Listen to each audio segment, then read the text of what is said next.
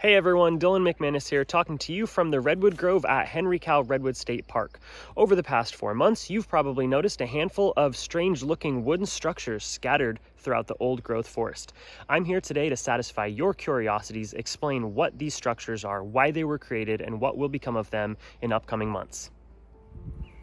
These are called brush piles, and they were created by park staff and volunteers in an effort to reduce the fuel load, prepare for a prescribed burn, and restore habitat and forest structure. Healthy redwood forests in this part of their range should have a relatively open and breathable understory.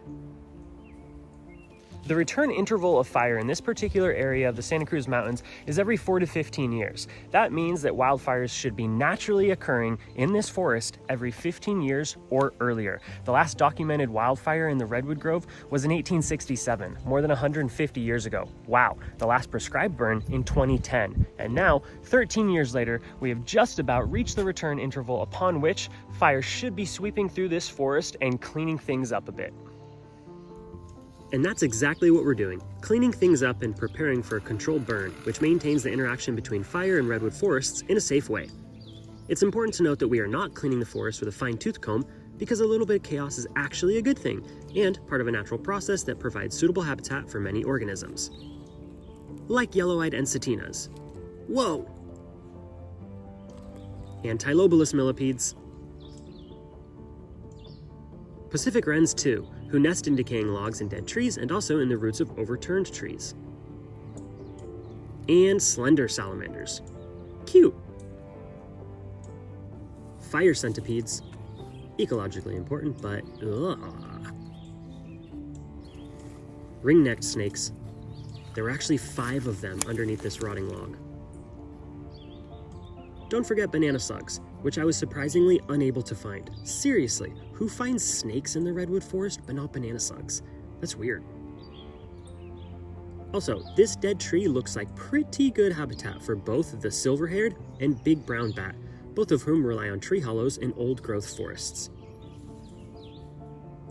The general rule of thumb is that we do not remove material that is actively rotting and/or exceeds 8 inches in diameter. It's also important to remember that wildfire is spread and accelerated most efficiently by dry leaf litter on the forest floor, and not by large woody debris, like fallen limbs, branches, and trunks. Thanks to the thick, airy, insulating, and tannin-rich bark, this kind of debris doesn't really combust. Here in the Redwood Grove, there's simply not much of the dry leaf litter that would rapidly accelerate wildfire. Only a few inches and we reach the loamy soil beneath the leaf litter. In addition, what we do find on the forest floor is largely composed of redwood foliage, which also doesn't combust thanks to a tannin-related molecular process that I know nothing about. Instead, it chars. So, wildfire has a comparatively difficult time intensifying and spreading in this forest.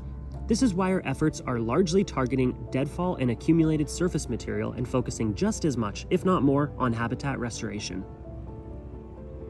In this clip, you can see the difficulty of igniting a brush pile composed largely of redwood foliage. That's in part due to the inability to combust. Piles composed of bay laurel and Douglas fir, on the other hand, are lit with comparative ease. The park held a prescribed burn on May 9th and ignited around 60 piles. These piles were organized and created almost exclusively by volunteers, by the way. This style of targeted burning is called pile burning. Staff and volunteers will continue to create the occasional brush pile around the Redwood Grove in preparation of another burn later this year. Burns will only be administered under very specific conditions, hence the name prescribed burn. Furthermore, staff will be on site and monitor the progress for the duration of these burns. We'll be sure to publicize the expected dates of controlled burns in advance and inform the community. Henry Cowell Redwood State Park is not the only park to use fire as a land management tool. This year, there were likely 800 to 1,000 brush piles created in California state parks throughout the Santa Cruz District, and we can absolutely expect to see efforts of this magnitude continue into future seasons. Although there has been an uptick in the integration of fire as a land management practice over the last 40 years or so, California indigenous communities have been using fire for thousands and thousands of years. To learn more about the traditional use of fire as a land management tool and educate yourself about the communities we should be turning to and learning from, visit the Amah Mutsun Tribal Band webpage. As always, thank you for your support and interest, and we'll see you around the park.